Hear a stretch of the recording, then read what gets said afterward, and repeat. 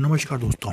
इस टॉपिक में हम क्या बात करेंगे, समान नागरिक संहिता के बारे में। चलिए देखते हैं उसके लाभ हानि, प्रोस कॉन्स क्या है, उसके पक्ष में क्या है, विपक्ष में है, सब देखेंगे। तो समान नागरिक संहिता लागू करने के लिए राज्यों को समितियां बनाने का अधिकार है। ये सुप्रीम कोर्ट ने उत्तराखंड और गुजरात सरकार के निर्णय के विरोध में दाखिल जो जनहित याचिका वो खारिज कर दी। क्या हुआ था कि उत्तराखंड और गुजरात सरकार ने समान नागरिक संहिता लागू करने के लिए समितियां बनाई, तो उनके खिलाफ जो है सुप्रीम कोर्ट में कुछ वकील चले गए। चलिए देखते हैं इसमें क्या कहा गया क्या नहीं। तो सुप्रीम कोर्ट ने क्या कहा है कि सामान्य नागरिक संहिता के लिए राज्य समिति बना सकते हैं। संविधान ने उन्हें अधिकार दिया है और इस चुनौती देने के लिए अदालत का रुख नहीं किया जा सकता। कौन से याचिका करता है? अनूप बरनवाल ने इस निर्णय की संवैधानिक वैधता पर सवाल उठाया। तो इसमें दो जज CJI यानी चीफ जस्टिस DY चंद्रचूड़ और PS नरसिम्हा इनकी पीठ ने कहा कि याचिका में कोई भी मेरिट नहीं है, कि याचिका भी आपकी बेकार है और इसे सुनने की जरूरत भी नहीं है। राज्यों का ऐसी समितियां बनाना संविधान के अधिकार से बाहर नहीं है। फिर कौन कौन से अधिकार उन्हें देते हैं? तो अनुच्छेद 162 है जो कार्यपालिका को ऐसी समिति बनाने की शक्ति प्रदान करता है। फिर संविधान की जो 7वीं अनुसूची है उसकी 5वीं प्रविष्टि राज्यों को ऐसी समिति बनाने की शक्ति देती है। तो ये समान नागरिक संहिता का खेल कब से शुरू हुआ? तो पिछले साल हुए थे चुनाव के ऐलान। तो उसमें क्या हुआ था, अक्टूबर में विधानसभा चुनावों की तारीख की घोषणा हुई। उससे पहले भाजपा ने, जो गुजरात सरकार थी, उसने एक समिति बनाने का फैसला किया। फिर उससे पहले 2022 मई में उत्तराखंड में चुनाव होने थे, तो उनकी जांच देखने के लिए भी सुप्रीम कोर्ट की सेवानिवृत्त न्यायाधीश थी जस्टिस रंजना प्रकाश देसाई की अध्यक्षता में 5 सदस्यीय पैनल उत्तराखंड ने बना दिया। और कई मामलों में सुप्रीम कोर्ट भी दे चुका है कि समान नागरिक संहिता की जरूरत पर जोर। सुप्रीम कोर्ट ने किस केस में कहा? शाहबानो केस, आपको पता होना चाहिए, 1985, सल्ला मुदगल केस 1995 और जॉन वलटमट्टम केस 1990। ये 90 है, ये 99 है, सॉरी। तो ये 99 में 13 सितंबर 2019 को भी एक जज वो जस्टिस दिया था, किसने? सुप्रीम कोर्ट के अनिरुद्ध बोस थे और जस्टिस दीपक गुप्ता सेवानिवृत्त हो चुके। उन्होंने कहा कि संस्थापकों की इच्छा के बावजूद समान नागरिक संहिता तैयार करने के लिए केंद्र सरकार ने अब तक कोई कदम नहीं उठाया। यानी कि उन्होंने कहा था 13 सितंबर 2019 के फैसले में भी। समान नागरिक संहिता है क्या है?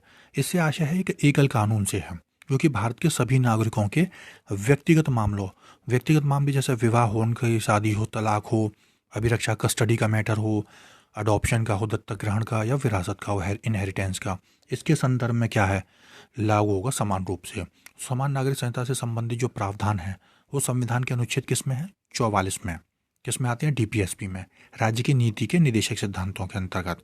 इसमें क्या गया है कि राज्य भारत के संपूर्ण राज्य क्षेत्र में नागरिकों के लिए UCC को लागू करने का प्रयास करेगा। इस प्रकार UCC संविधान के गैर न्यायिक भाग के अंतर्गत आता है। साथ ही व्यक्ति कानून समवर्ती सूची के अंतर्गत आते हैं। तो व्यक्ति कानून आपको पूछा जाए तो किसके अंतर्गत आते हैं? समवर्ती सूची के अंतर्गत।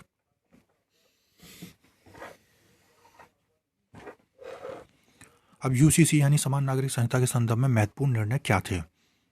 तो पहला था शाहबानो बात था। तो ये हुआ था एक मुस्लिम महिला द्वारा अपने वो रहन सहन का वो पैसा मांगने के उसमें पक्ष में। तो इसमें उच्चतम न्यायालय ने क्या कहा था कि संसद को एक समान नागरिक संहिता की रूपरेखा तैयार करने की दिशा में प्रयास करना चाहिए। और इससे क्या फायदा होगा?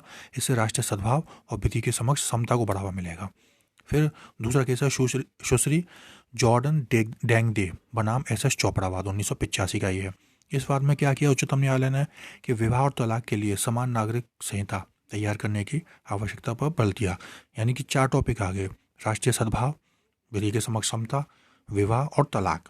सल्ला मुदगलवाद 1995 में सुप्रीम कोर्ट ने क्या कहा कि UCC का निर्माण करने की आवश्यकता को दोहराया, इसलिए क्योंकि उच्चतम न्यायालय के अनुसार ये वैचारिक अंतर विरोधों को दूर करके राष्ट्रीय एकीकरण में मदद करेगा। यानी कि वैचारिक अंतर विरोध इससे दूर होंगे और राष्ट्रीय एकीकरण में मदद करेगा। स्वतंत्रता से पहले और स्वतंत्रता के बाद क्या हुआ था? स्वतंत्रता से पहले 1840 में एक लेक्स लॉ की रिपोर्ट आई थी। उसमें आधार पर ब्रिटिश सरकार ने पहली बार अपराध के लिए, साक्ष्य के लिए यानी कि गवाही के लिए, अनुबंधों के लिए एक समान कानून को अपनाया था। हालांकि हिंदू और मुस्लिमों के पर्सनल लॉ को जानबूझकर इसके दायरे से बाहर रखा। 1941 में ब्रिटिश सरकार ने BN राव समिति का गठन किया। इस समिति का गठन हिंदू कानून को संहिताबद्ध करने और महिलाओं को पुरुषों के समान अधिकार देने के लिए किया गया था। यानी कि हिंदू कानून को संहिताबद्ध करने के लिए कौन सी कमेटी थी? आज़ादी से पहले 41 में PN राव समिति। फिर स्वतंत्रता के बाद क्या हुआ कि संविधान सभा में सरदार वल्लभ भाई पटेल की अध्यक्षता में गठित हुई थी मौलिक अधिकारों पर उप समिति। उसने माना कि UCC यानी समान नागरिक संहिता को मौलिक अधिकारों के दायरों के अधीन लागू नहीं किया जा सकता। फिर विशेष विवाह अधिनियम 1954 के अंतर्गत अंतर धार्मिक विवाह को मान्यता दी गई। 55-56 के दौरान 4 हिंदू कोड बिल पारित किए गए और सुप्रीम कोर्ट के विभिन्न निर्णयों में भी UCC का समर्थन किया गया है। चलिए देखते हैं इसके वर्तमान में क्या है कि वर्तमान में गोवा एकमात्र ऐसा राज्य जहां समान नागरिक संहिता लागू है। 1961 में भारत द्वारा गोवा को अपना नियंत्रण लिया गया, लेकिन यहाँ पे पुर्तगाली नागरिक संहिता 1867 अब भी जारी है।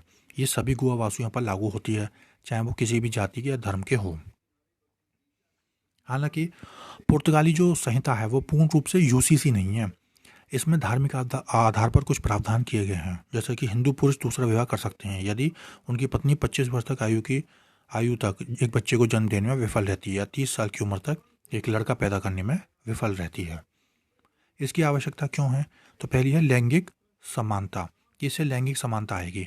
तो व्यक्ति कानूनों की शुरुआत कैसे हुई है? पारंपरिक रीति रिवाजों से, परंपराओं से हुई है। इसमें पुरुषों को क्या मिलता है? अनुचित लाभ मिलता है। तो विधि आयोग 2018 ने भी माना था कि प्रचलित व्यक्तिगत कानूनों के अनेक पहलू महिलाओं को कई अधिकारों से वंचित करते हैं। उदाहरण, मुस्लिम पुरुषों को कई विवाह करने की अनुमति मिल जाती है, लेकिन महिलाओं को एक से अधिक विवाह करना प्रतिबंधित है। फिर दूसरा क्या है इसका उदाहरण कि हिंदू उत्तराधिकार अधिनियम में 2005 में संशोधन भी हुआ, लेकिन इसके बाद भी महिलाएं अभी भी शादी के बाद अपने पति के परिवार का हिस्सा मानी जाती हैं। यानी कि किसी हिंदू विधवा की मृत्यु के बाद उसके बिना किसी उत्तराधिकारी या वसीयत के हो जाती है उसकी मृत्यु, तो उसकी सारी संपत्ति पति के परिवार के पास चली जाती है। पुरुषों को प्राकृतिक संरक्षक भी माना जाता है और इसे हिंदू अल्पवयस्कता और संरक्षकता अधिनियम 1956 के तहत वरीयता दी गई है। दूसरा क्या है कि व्यक्तिगत कानूनों में असंगति को दूर करने के लिए, तो व्यक्तिगत जो कानून है उनमें असंगति बहुत है, जैसा विवाह, उत्तराधिकार जैसे मुद्दों के साथ कैसा व्यवहार किया जाए, इसमें कोई स्थिरता भी नहीं है। जैसा कि उदाहरण के लिए हिंदू व्यक्तिगत कानून में कई संशोधन किए गए, जबकि मुस्लिम जो कानून है उनको नहीं छेड़ा गया है। एक पंथ निरपेक्ष गणराज्य में धार्मिक प्रथाओं के आधार पर अलग अलग नियमों के बजाय सभी नागरिकों के लिए एक सामान्य कानून बनाने का प्रयास किया जाता है। यानी कि पंथ निरपेक्ष गणराज्य में क्या होता है, अलग अलग नहीं एक ही कानून से चलते हैं। फिर कानूनों का सरलीकरण हो जाएगा इससे, समान नागरिक संहिता से। इससे क्या होगा, विवाह, समारोह, विरासत, उत्तराधिकार, गोद लेने से संबंधित कानून एक हो जाएंगे। इस प्रकार एक ही नागरिक कानून सभी नागरिकों पर लागू होगा, चाहे वो किसी भी धर्म से हो। यहाँ धर्म का धा नहीं है। इससे व्यक्ति कानूनों के मानकीकरण के कारण न्यायपालिका पर बोझ भी कम होगा, क्योंकि जब जो है कानूनों का सरलीकरण हो जाएगा या कानूनों में असंगति दूर हो जाएगी, तो उससे न्यायपालिका पर भी बोझ कम होगा। फिर समाज के कमज़ोर वर्गों का संरक्षण होगा, महिलाओं का, धार्मिक अल्पसंख्यकों का, जैसा कि डॉक्टर अंबेडकर ने परिकल्पना भी करी थी। धार्मिक परंपरा द्वारा शासित कई प्रथाएं संविधान में जो गारंटिड मूल अधिकारों की विरोधी हैं। यानी कि संविधान में जो मूल अधिकार दिए गए हैं उनको धार्मिक परंपराएं कहीं ना कहीं वो करती हैं, उनको काटती हैं। इसके विरुद्ध में तर्क क्या क्या है, चलिए देखते हैं। तो पहला तर्क दिया गया पंथ निरपेक्षता नागरिक कानूनों के तहत विविधता। पंथ निरपेक्ष नागरिक कानून यानी कि अगर कोई आपका देश पंथ निरपेक्ष है तो हर एक के अलग अलग कानून हो सकते हैं। तो हालांकि देश में अधिकांश कानून जैसे आपराधिक, नागरिक मामलों के, दंड प्रक्रिया संहिता या नागरिक एक रूपता है, फिर भी नागरिक कानूनों में कई संशोधन किए गए हैं। उदाहरण के लिए अग्रिम संबंधी कानून एक राज्य से दूसरे राज्य में अलग हैं। यानी कि अगर आपको जमानत चाहिए तो उसके भी कानून अलग अलग हैं। फिर उसके विरुद्ध तर्क क्या है कि पहले से ही संहिताबद्ध नागरिक और आपराधिक कानून में बहुलता का हवाला देते हैं जो है बहुत सारे लोग, कि इसमें बहुत सारे कानून हैं पहले से ही। फिर यदि देश में अलग अलग समुदाय हैं और संहिताबद्ध व्यक्ति कानूनों की जांच की जाए तो यह ज्ञात होगा कि हिंदू कोड बिल लागू होने के बाद भी सभी हिंदू एक समान व्यक्तिगत कानून द्वारा शासित नहीं होते हैं।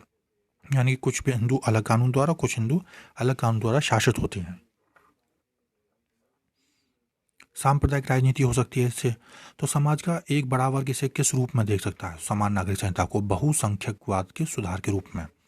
जैसा SR बोम्बई जैसे कई फैसलों में उच्चतम न्यायालय ने राजनीति में धर्म को शामिल करने के विरुद्ध चेतावनी भी दी है। न्यायालय ने इस बात पर चिंता प्रकट की है कि क्या एक पंथ निरपेक्ष यानी कि पंथ निरपेक्ष राज्य को ऐसी संहिता लानी चाहिए जिसमें धार्मिक मान्यता के आधार पर व्यक्तिगत कानून के समक्ष एक खतरे के रूप में माना जा सकता है। अगला क्या है, विविधता के विरुद्ध। हमारे देश में विविधता भी काफ़ी ज़्यादा है, तो एकीकृत राष्ट्र में एक रूपता भी हो ये आवश्यक बिल्कुल भी नहीं है। यानी कि अगर एक रूपता हो तो ये आवश्यक भी नहीं है। इसके बजाय मानव अधिकारों पर सार्वभौमिक और निर्विवाद तर्कों और हमारी विविधता के बीच सामंजस्य स्थापित करने के प्रयास किए जाने चाहिए। पंथ निरपेक्षता कब सार्थक है कि सभी तरह के मतभेद हों, सभी लोग अपने अपने कानूनों के हिसाब से जिएं। अल्पसंख्यकों के अधिकार इससे कम हो सकते हैं। चौथा तर्क ये है, हालांकि यूसीसी कानून के समक्ष समानता को मजबूत करता है, लेकिन धर्म की स्वतंत्रता के अधिकार यानी कि अनुच्छेद 25 के साथ इसका टकराव भी हो सकता है।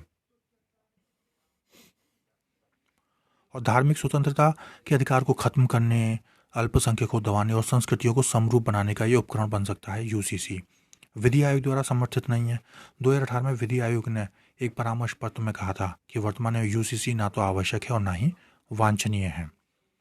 आगे की राह क्या हो सकती है कि सहयोगात्मक दृष्टिकोण हो सकता है कि यूसीसी को लेकर सभी हितधारकों के बीच आम सहमति बनाने की आवश्यकता है। और जैसा कि आप इसको सहयोग के रूप में लें, फिर आप यूसीसी की वास्तविक प्रकृति लोगों को बताएं, सकारात्मक प्रभावों के लोगों को बताएं, तब सही है। फिर एक एक पहलू पर कार्य करने का दृष्टिकोण, आप पूरी यूसीसी को एक बार में लागू मत कीजिए। तो यूसीसी में विवाह, गोद लेना, उत्तराधिकार ये हैं, तो अलग अलग पहलू हैं, तो अलग अलग रूप में आप चलिए। जैसे अभी सरकार लेके आई थी कि विवाह की आयु पर हालिया संशोधन किया था, तो आप एक एक स्टेप में चलिए कि विवाह की एज बढ़ाइए, फिर इस तरीके से, फिर तलाक, गोद लेना, भरण पोषण सबको समझाते हुए चलिए, यानी हिस्सों में काम करिए। फिर विधि आयोग की सिफारिशें हैं। उन्होंने ये महसूस किया है समान नागरिक संहिता पर आम सहमति के अभाव में कि पहले इस पर सहमति बनाई जानी चाहिए, और इसके साथ ही यह सुनिश्चित भी किया जाना चाहिए कि वैयक्तिक कानून मूल अधिकारों के विरोध में न खड़े हो जाएं। इस स्थिति को प्राप्त करने के लिए क्या वांछनीय है कि परिवार के मामलों से संबंधित जितने भी कानून हैं उनको अधिकतम सीमा तक कोड कर लिया जाए, कोडिफिकेशन या संहिताबद्ध। इन व्यक्तिगत कानूनों की व्याख्या और अनुप्रयोग में अस्पष्टता यानी अस्पष्टता को वो करिए क्लियर। आयोग ने अनेक असमानताओं को दूर करने के लिए पारिवारिक मामलों से संबंधित मौजूदा कानूनों के कई संशोधनों का भी सुझाव दिया है। फिर एक और चीज़ कही गई है कि विधि आयोग के द्वारा कि समुदायों के बीच समानता लाने से पहले हमें समुदायों के भीतर ही पुरुषों और महिलाओं के बीच समानता की गारंटी देने पर विचार करना चाहिए। फिर व्यक्ति कानूनों के भीतर जो सार्थक मतभेद हैं उनको संरक्षित किया जा सकता है, और असमानता को एक रूपता के बिना दूर भी किया जा सकता है। तो ये था पूरा समान नागरिक संहिता का टॉपिक। ऐसे ही और टॉपिक आपके सामने लाए जाएंगे। तो थैंक यू वेरी मच।